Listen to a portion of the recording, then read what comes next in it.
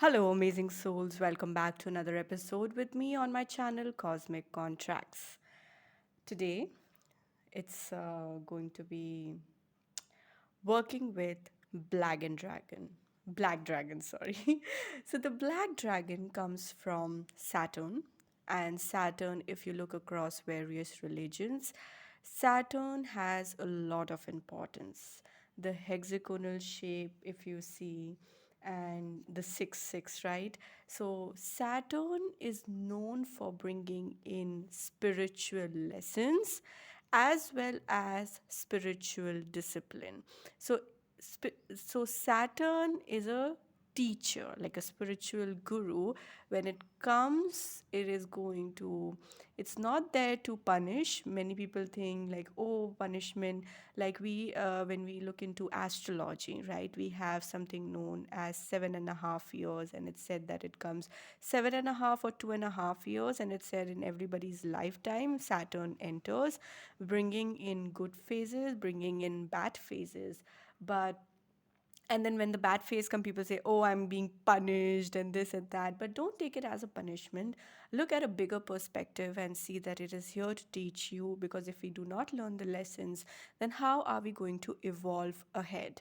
So if you are seeing a black dragon, and that this dragon obviously can be from the draconian constellation as well, because don't think when I say draconians they are always evil. It's the same like in humans also. Some are good, some are bad. I think not good and bad, I would say, but some are still, lower in vibration, some are higher in vibration. In the same way, even they have the good and bad. The duality is there. I mean, we are all creation of divine, and if we are living, then the duality is existent, right? Even when we read the stories, we see that the gods were fighting amongst themselves at times. So no, nowhere there is perfection or perfect harmony, but we have to put in the effort every day to create that. So just by thinking that, oh, I have done it for some time and it's going to be everlasting, no, I have to put in that effort daily to bring in that peace, to bring in that harmony, to bring in that happiness, that word, that happiness, or joy, whatever you're looking for. You have to consistently, persistently, we have to keep moving on that path and create that drop by drop, just like, creating a necklace. So if you have encountered a black dragon, like I recently saw that in my dreams, and uh, what I saw was that the sea, there's a, that won't be tornado. Tornado comes on land, but in the sea, when I'm sorry, I'm not getting the name. And this whirlpool, right?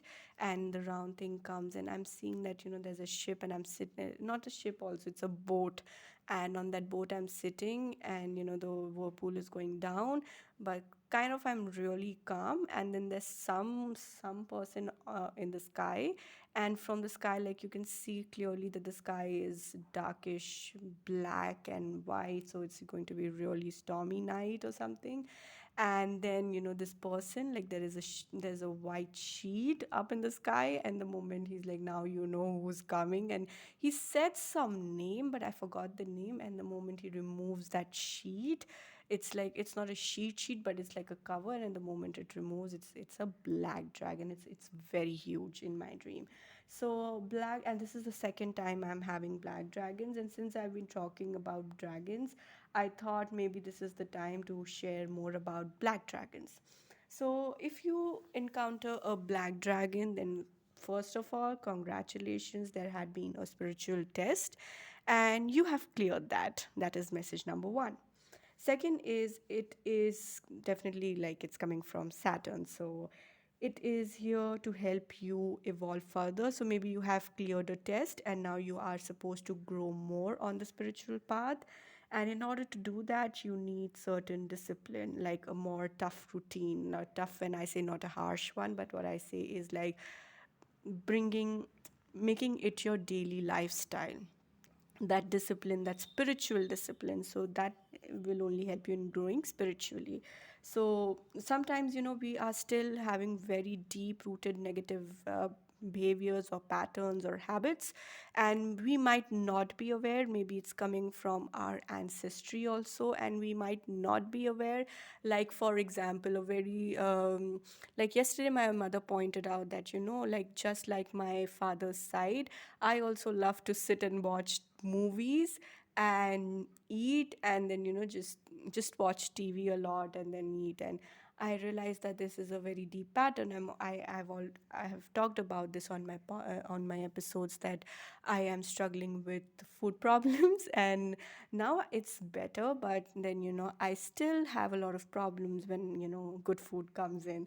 And movies also, like, I can spend hours weekend and then I want to see movies, obviously, about galaxies and supernatural events and historical events and all those things. But I spend a lot of time taking in the intake of screen information, thought information, blocking my mental space a lot, through which I am supposed to be channeling. So if I am supposed to be a channeler, and if I do that, then that's a negative toxic pattern for my growth, and I need help with that. And sometimes you can put in all the effort, but if mentally we are not strong, emotionally we are at turmoil, then we won't be able to find that stronghold, that willpower that we need to change, and to have that drastic change. Initially small changes, but then there is a time where it is very um, it's very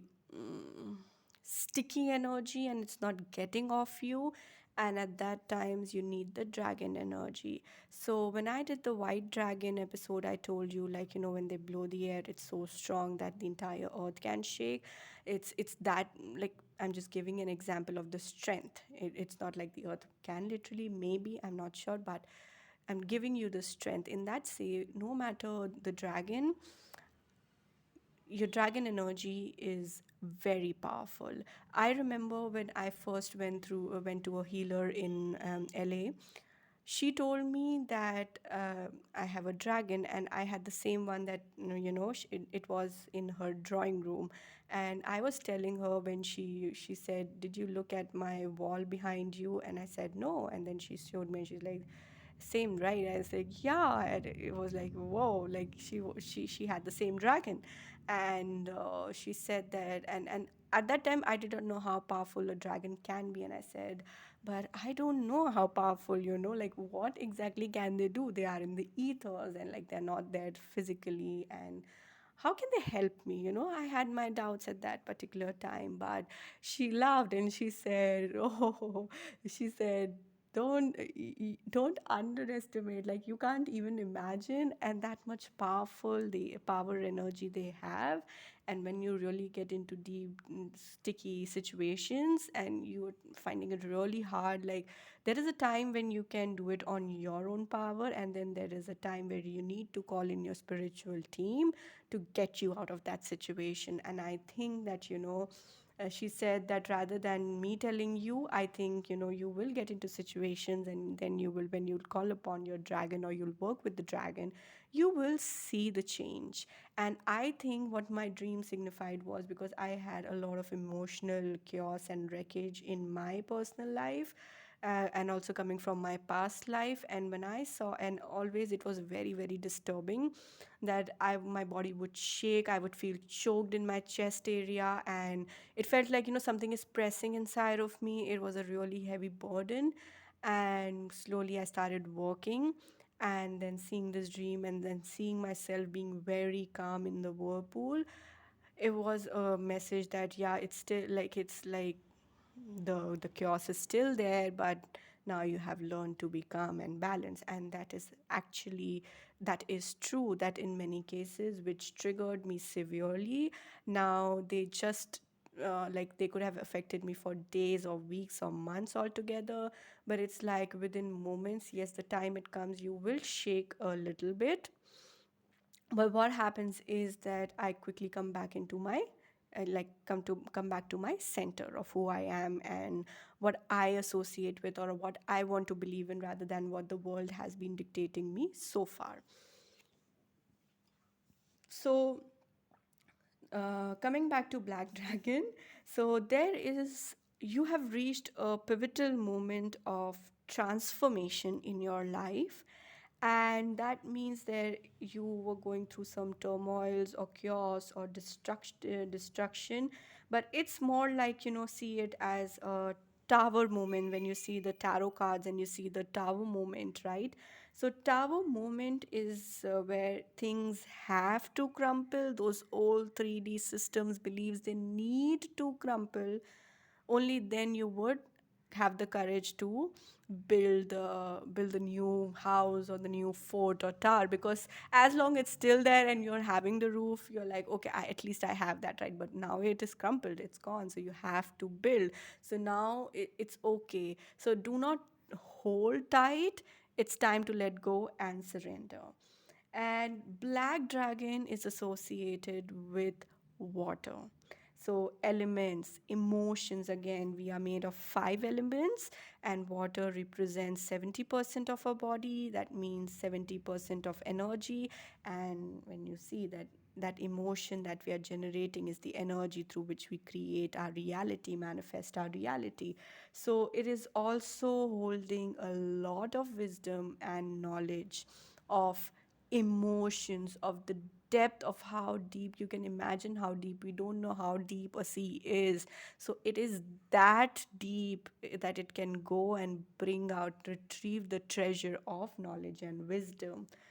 It also means that you are going through a phase of alchemy or rebirth. So when you are, destruction is happening, that means a creation is also going to happen. So rebirth of your energetic self. And this is like, we read about shape shifting.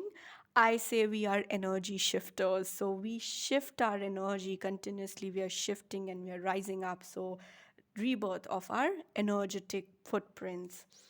And how, and what you do is, you can call upon the black dragon. You don't need any elaborate rituals, and you just have to visualize or just call upon the black dragon. And when you talk, you can, just take a moment. Okay, let's do this. Take a moment, sink into the feeling, and connect. Firstly, remember, we do not choose the dragons choose us. Point number one, very, very important. Point number two, be very, very respectful. They are not those beings. They have immense love, immense protective energies, but they require respect. You don't have to, they're not saying commanding or anything, but it's just how it works in the dragon kingdom. Point number three to be noted is, so one was that, you know, respect. And what did I say? Point number one, I have to go back. So, yeah, coming to the dragon kingdom.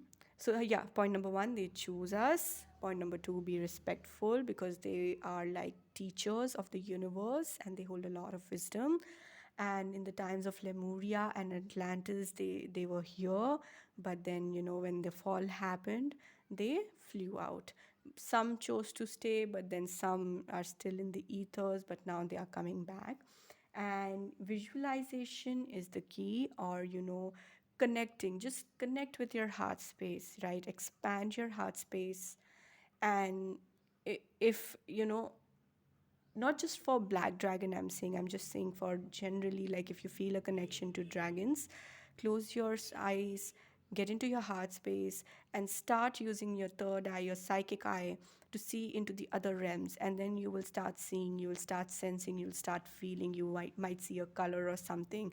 And then, in your environment, a dragon might end up coming, or through, not the real dragon, but you might see a toy, or you might see somebody wearing on their shirt, they have a dragon. You go somewhere and you see the banner of. So in some way or the other in your reality, you will see dragons. If you generally see that, like now I'm walking on the street of China, there will be so many dragons, but you feel the resonation. That's the key. You resonate. Okay. So, and now slowly, when you connect, you will see the colors, look into the eyes, and ask for a name. So name is going to make a relationship. They already have a name for you, not this name that we have in this incarnation, but the name that we had on the soul level. They have the name and they know you. So it's time to connect. Now, when can you call the black dragon? So when you are in you face when you're facing emotional challenges, or you want to dive in more deeper depths of consciousness, because there are certain patterns which are very rigid and you don't know from how deep. Like I have anger problems. I'm very short tempered. Before, like, just like, before even I can realize that, I should stop and I should not get angry, the words have gone out. And I had a huge problem, but with a lot of work with the dragon, I am now in much control of it. And so there are times when you cannot even realize where this deep emotion is coming from, anger, like anger or frustration or hatred or jealousy, these very lower energies. And it's, you don't want to associate with them. You don't think that this is you, but it's kind of inside, deep inside of you, and from where it is coming you do not know. And when I started diving in with my dragons, what I realized it is coming from the suppression I had faced in my past life, for being a witch, for being a healer, for expressing myself and bringing forth the healing. So when I was suppressed, I kind of hid myself, and I'm still hiding, right? So I'm not that confident to come out right now. So still I'm working, but then the more I started doing what I love, the anger somewhere, it kind of dissolved, because now, in a way, I was expressing myself. So it's not like 100% everything will be done, but slowly you will see that you're making the effort and changes are coming. So to dive deep into your consciousness, to go to the root cause. Then third is when you can call upon them when you need some kind of wisdom in emotional turbulent situations. And fifth is, like, there are sometimes many people, they just continuously trigger you. And okay, maybe the mirror image thing or the karma thing, whatever it is, but you exactly cannot pinpoint, like, why is it triggering you. Okay, you get angry, you get choked, you get blocked, but why is it happening? So for that turbulent situations, how to move wisely out of that situation. And supposing you are still in that situation, there's no escape right now, so maybe there's a lesson, definitely, but you're in a very toxic structure, so you are looking for a way, right? But you might not find a way out immediately, but and that means you have to be in that system or that structure of toxicity for some time. But how to become, you know in those turbulent situations, drawing the wisdom from the dragon to easily float and not get muddied or dirtied by that situation, that is your energy. So that is another thing. Fifth is when you are tapping into mysteries, all those in occult or practicing witchcraft or healing craft or energy craft, whatever it is, the mysteries of the unknown world. For that, when you're tapping to find the way, they are excellent navigators of the unknown world. Sixth is to bring out the shadow self to the surface. We know the shadow work by now. Many of us are practicing, but there are still many shadows, like, we are not even aware of. And if we are not aware of, how are we going to acknowledge them? So they bring that out, the deep shadows to the surface.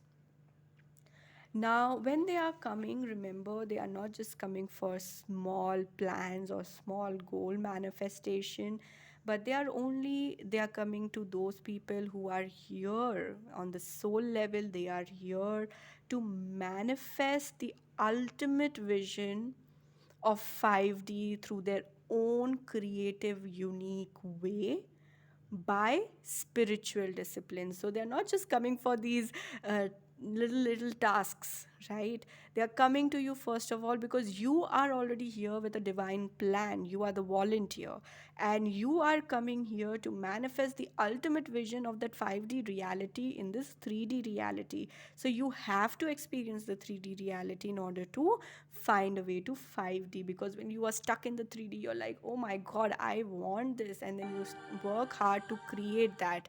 So this is what you're going to do. They are going to help you manifest your ultimate vision. Now, the other things that they can help you is that they can help you bring out your power, because they're helping you to do the inner work. Then they are going to help you face the fearful situations, things that put you to fear. They are going to help you with that. They can help you also with bringing in more clarity to your intuition, to your psychic, your third. So yeah, so third, your black dragon is also associated with your third eye, Agya chakra. So it will help you in creating, bringing in more psychic powers, more intuition, and it is always the supporter of seekers of wisdom, of knowledge, of spiritual knowledge. And therefore what they do is they rapidly help you with rapid transformations, or with your psychic abilities, or clearing up your shadow work, or your, when I say third, I am talking about clairvoyance. So if you're a clairvoyant, that you can see in the future timelines or the back timelines, you are, or into the dimension, other dimensions of the current timeline, you are a clairvoyant. It's like a picture screen that runs in your third eye, and you're sitting, you're awake, and the picture runs, and you don't know from where it is coming. It is a download that is coming to you. Then they help you harness the raw pure power of love. Remember, they are the creatures of love. They love. And therefore, when you really understand love, you realize that respect is also a form of love. And it's not some, oh, I'm a teacher, so you need to respect me. Not in that way. And they are going to bring to light the hidden emotion, thoughts, wounds that are needed to be healed. So they are therefore in overall rapid transformation. You're going to see that when you work with a dragon, if you have like in your energy field, a dragon has entered through energy, you will realize the moment you start calling upon the dragon, very quickly you make those transformations. Like there's a very quantum jump in your energetic body. So overall, this is all to renew, stand in your true power, and be wise, be mysterious. Okay. And when you see, like, if you're looking for examples, then if you look at the Dragon King of China, right, he also worked with the water element. When you see the first ruler of the dynasty Qing, his name was Qin Shi Huang. He also associated himself with the dragon, and he worked with the element water, seas. He believed that sea is from where the power comes, because China was into transportation. They used the sea route, so they thought that he said that I am the ruler of the water element, and I am the dragon holder. Kublai Khan himself thought of the same thing. Then, if you look at the Dragon Society of Japan, now they are more into political. Remember, the Black Dragon is very, very powerful. It can not just bring transformation to you, but the moment it connects its spiritual energy to you, and it starts working through you, you will see that you might get into very prominent, powerful positions, from where you can bring drastic changes in the society, from society, from your personal to society to national to global level. And you will always see very powerful people who are changing continuously, changing the face of the global direction. They are kind of attached to a dragon element. And in past lives, okay, when the dragons were here, so right now they are in energetic form. But before that, they were there, and they have always been in many other planets, galaxies, to name a few. Atlantis, Sirius, Draconian, Orion, Pleiadian, Mayan, Maya. There are so many, and they are the water ones, and they work with the mermaids and the mermaids. So Atlantis had temples of Poseidon on land and in water as well. The inland priests were the dolphins, the whales, the merman, mermaids. They served at the temple, and the dragon itself. And therefore, with overall this, the main reason for the black dragon to come at this particular point of time is because it works with the divine feminine energy. Now, divine feminine energy has been for, I can't even put the timeline, but we all know the suppression, oppression, and it's not. When I say divine feminine is suppressed, oppressed, I'm not just talking like in terms of women. Definitely, women represent the divine feminine, but it's not to say that the other genders do not hold the energy. So I'm talking about the energy of the soul, the divine masculine and divine feminine. The divine masculine was given more fire to rise up, to be dominant, to be powerful, this and that. But the divine feminine was suppressed, thinking it's weak and it should not have a voice to express itself. It should not have, it should not have a part in it. And now we see the disbalance, right? So it is here to bring forth your divine feminine energy, irrespective of your gender. So, this is all on the brag dragon that I have for you today. I hope this helped you. Lots of love. Take care.